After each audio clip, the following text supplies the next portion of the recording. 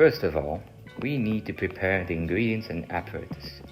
We have here our measuring instrument, our spatula, spoon, bowl, pot, glass jar, and finally our two most important ingredients, a natural yogurt without any additives, and lastly, milk. The second step involves the measuring instrument, the milk, and the pot. What we want now is to get 500 milliliters of milk into our pot. We can get that volume of milk by pouring it into the measuring instrument before pouring it into the pot. A reminder that you don't exactly need 500 milliliters of milk for the process to work. You can use however much you like, but keeping that in mind later when we need to mix it with some yogurt as a starter.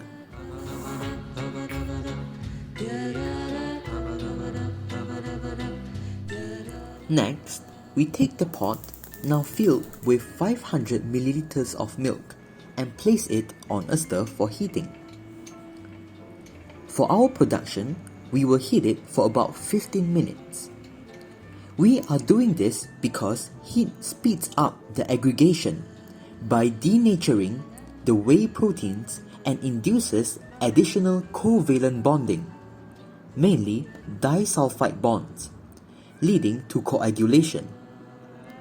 These processes lead to acid curd formation, which is a type of gelation. Acid curd serves as the basis of yogurt. We also need to stir the milk constantly to prevent it from getting lumpy. After the 15 minutes is up, we let it cool till room temperature. After that, we take 3 tablespoons of yogurt into the aforementioned bowl. Then, we take roughly about 5 tablespoons of the milk into the same bowl and stir well until the mixture is even. This shall be our starter culture. Then, we pour the pot of milk into the glass jar.